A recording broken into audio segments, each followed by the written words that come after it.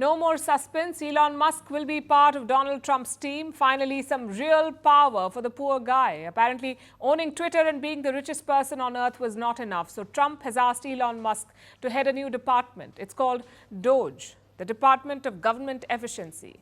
And Musk won't be alone. He will share the job with Vivek Ramaswamy. Their task? To reduce unnecessary public spending, basically to trim the US budget. A lot of people have pointed out the obvious irony here. You want to increase government efficiency, yet you appoint two people to do the same job. Sounds a bit contradictory, but that aside, what's the plan here? This DOGE department has Elon Musk's fingerprints all over it. Just look at the acronym. DOGE is also a cryptocurrency, one that is promoted by Elon Musk. He's also been speaking about wasteful government spending. We heard that in New York last month. Musk said that he could cut $2 trillion from the US budget. Listen to this. Well, I think we can do at least $2 trillion. Yeah! Yes. $2 trillion. I mean, at the end of the day, you're being taxed. You're being taxed. All government spending is taxation. So whether it's direct taxation or all government spending, it either becomes inflation or it's direct taxation. Your money is being wasted, and the Department of Government Efficiency is going to fix that. Now, to put that in context, total US government spending is $6.7 trillion. Elon Musk says 1/3 of that can be cut. How? By dismantling some parts of the bureaucracy, by cutting certain regulations, and by restructuring government agencies. He's done that at Twitter or X. Musk fired nearly 80% of the staff after buying this platform. 80%. He wants to do the same for the US government, but not directly, because this DOGE department is not a government agency. It will only advise the White House. Still, a lot of people are worried. They feel that Musk may cut spending on important areas like healthcare or corporate regulation or military oversight. Of course, conflict of interest is also an issue, but I think we've crossed that bridge, which brings us to Vivek Ramaswamy. His name was floated for a lot of jobs, like Secretary of State and Education Czar. Instead, he has ended up at a made-up department, sharing the bench with Elon Musk. It's a bit of a downgrade for Ramaswamy, but he does have some plans. For example, he wants to abolish the Department of Education. That's right, Ramaswamy says public schools are getting woke, so might as well abolish the department that regulates them. Elon Musk has a similar plan. Right now, the US government has 438 federal agencies. This includes the likes of the CIA, the Census Bureau, and the Civil Rights Commission. Musk says 438 federal agencies are too many. 99 should be enough. What about the rest?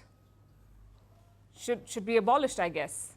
The plan is to complete this process by July 4th, 2026. That's the 250th anniversary of US independence. Now, here's the deal. Wasteful government spending is a huge problem, not just in America, but everywhere in the world. But who should be solving that problem? A billionaire who runs two companies full-time, or someone with experience in government? That's the criticism against most of Trump's cabinet picks. He has the mandate to make changes. People have voted him in to shake things up, and he's doing exactly that. He's disrupting the system. Look at his choice for the new defense secretary, the man who will lead the Pentagon, which is basically the American Defense Ministry. His name is Pete Hegseth.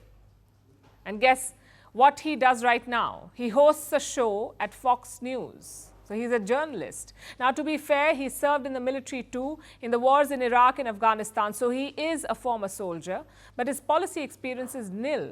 Most defense lobbyists and experts did not even recognize his name. So even by Trump's standard, it was a surprise. But why was this man picked? Because of loyalty. He has constantly defended Donald Trump on television, so the hope is that he will keep doing that in government too. But remember, we're talking about the Pentagon here. They have a budget of more than $800 billion. They control the world's most powerful military. So ideology matters too. And what is Pete Hegseth's ideology? He supported the war in Iraq. He backed torture and waterboarding. He opposes women in combat roles. And he wants to fire so-called woke generals. You can see why he's a surprising pick. Even Republicans are not commenting on this. They simply did not expect such a wild selection, but Trump wants people who will carry out his orders, not people who will question him. Then who will temper his worst impulses? Last time, that duty fell to his daughter Ivanka Trump. She and her husband Jared Kushner worked at the White House. Kushner was in charge of Trump's West Asia policy. What about this time? Both Ivanka and Jared are staying away. So is Trump's son, Donald Trump Jr. He'll not be part of the government. He's joining a venture capital firm. But Trump's daughter-in-law could be taking a plunge. That's Lara Trump. She could replace Marco Rubio in the Senate. As we told you yesterday, Rubio will be the new Secretary of State, so someone will have to replace him in the US Senate, and that could be Lara Trump. There's also some news about the new First Lady, Melania Trump. Reports say she may not move into the White House full-time. She will attend state events and celebrations, but otherwise, she will stay away.